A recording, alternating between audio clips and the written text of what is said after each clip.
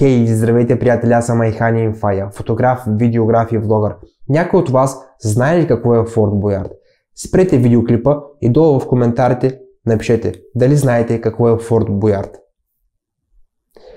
И съм сигурен, че този видеоклип ще е много интересен за хората, които не знаят какво е Форд Боярд. Преди да започне видеоклипа, ще съм ви благодарен от сърце и душа за един лайк, един коментар и ако накрая на видеоклипа наистина много ви грабни, то за едно споделяне в социалните мрежи. Сега ви желая приятно гледане, приятели!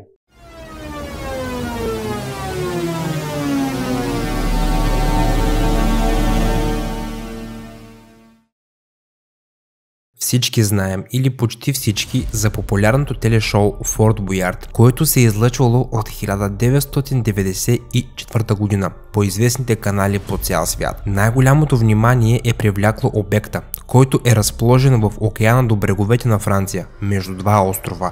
А днес ще ви разкажа историята на това уникално съоръжение. Първото предложение за постройката на Форда се е появило още през 1666 година, след съоръжението на корабостроителницата за строителство на военни кораби, който се намира до грачето Рошфор, разположен на устието на река Шарант. Но корабостроителницата е била твърде уязвима за атаки от вражеските кораби. Да се проникне в устието на река Шарант, минавайки през бреговите крепости на близките острови, не е било кой знае колко трудно. През времето на Карл Лудвиг IV е възникнала нужда да защити своята корабостроителница Форда, който на центъра е можел да блокира прохода, създавайки пред вражеските кораби огнена бариера. На легендарният инженер Себастиан Льо Претър Дьовобан, на който Лудвиг IV му е предложил да изпълни строежа, при което той се отказал, отбелязвайки, че е невъзможно да се построи крепост на подобно място и проектът е бил замразен. Идеята за строежа отново се е появила през 19 век. Към този момент строителните технологии са позволявали строежа на подобно съоръжение,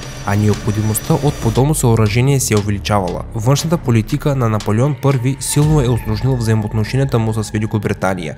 Строителството е започнало през 1801 година. Въпреки че пясъчният бряг не е бил годен за подобен вид строителство, те са решили да го засипят с камъни, които са се добивали от местните жители, след което са били транспортирани и изсипвани върху крехката повърхност. Строителството се е извършвало само и единствено през време на отливите и когато капризната природа в околността на Форда е позволявала това строителство. След 3 години строителство, строителите са забелязали, че сградата все повече и повече е олегвала върху крехката основа. В края на 1809 година строителството е спряно и са го възобновили през 1837 година по време на управлението на Луи Филип I. Отново са започнали масовите притеснения. Тогава камъните, които са били поставени около Форда, са укрепили съоръжението. Това е подобрило значително работата в технически план. На разположението на строителите са се появили бетон и цемент, но до довършването на сградата е имало още много години. Дългоочакваната крепост е била завършена през 1857 година. Готовият форт е бил дълъг 68 метра в дължина и 31 метра в широчина и 20 метра височина. 66 от каземетата са могли да поместят в себе си 74 артилерийски оръдия. Гарнизона на Форда е съставлявал 260 човека. В случай на засада, гарнизоните са можели да останат 2 месеца във Форда, имайки огромен запас от храна и вода. Какво повече да се желае? Форда е бил построен и всичко е било построено както е било и планувано. И е бил готов да оправдае всички средства, вложени в него. Но ето, иронията на съдбата. След като са завършили строежа, се е оказало, че Форда вече не е нужен. След 50 излишни години вложени в този проект, армията и артилерията на Франция се е увеличила и вече спокойно е можел да покрие цялата брегова линия. Именно за това вече са нямали необходимост от Форда, но в последствие се е използвал за затвор, не участвайки във военни действия. Но и на този затвор не е било писано да просъществува още дълго време. През 1872 година затворниците биват пренаселени в специална колония на остров в Нова Каледония, а крепостта се е заела от военно-морският флот и все пак Форд е получил статут на военен обект и се явява такъв до 1913 година, когато военните окончателно са оставили крепостта. Прекрасният Форд е станал идеална плячка за градците.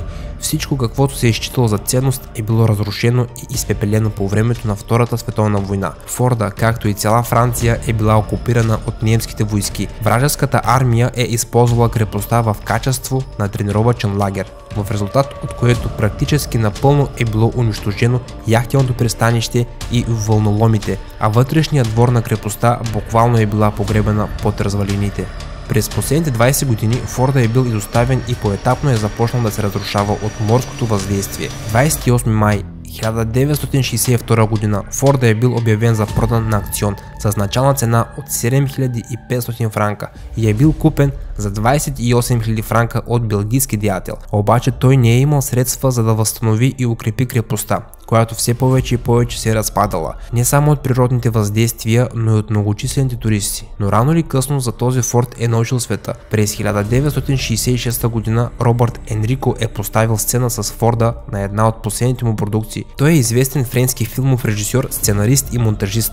След едно дълго време в застой през 1980 година форда отново се появява на екраните, но този път под формата на игра Лов за съкровище. Идеята се е появила от известният френски деятел на име Жак Антуан. Именно той е отворил Форт Боярд и е предложил крепостта да се ползва за заснемане на тази телевизионна игра.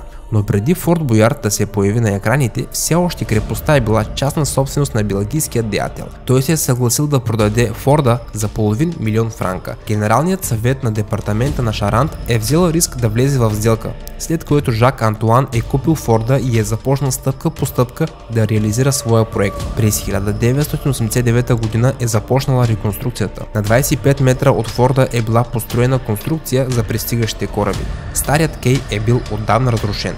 Вътрешният двор е бил изцяло изчистен, имало е до 10 см изпражнение от птиците. Натрупаните камъни тук са около 700 кубически метра. Две от залите във форта биват оборудвани за едноименната телевизионна игра Форт Боярд. След няколко месеца, през 1990 година, вече е заснет първият епизод на телеиграта Ключът от Форт Боярд и е започнала нова ера за форда. Някои от хората разбраха какво е Форт Боярд, а други хора все още се чудят какво е Форт Боярд. Да ви го кажа така, с Форт Боярд сме израснали ние, т.е. моето поколение. Това е телешоу, направено под формата на игра, но наистина много интересна игра. Подобие на Игри на волята, но е доста по-интересно и по-забавно. Аз бях Айхан Инфая, приятели. Благодаря ви за отделеното време. Ценя вашето време и вашите коментари. Не забравяйте да коментирате видеоклипа, също така и да го споделите с ваши близки и познати. И долу в описанието ще намерите линк към моят втори YouTube канал. Чао, приятели, и до скоро!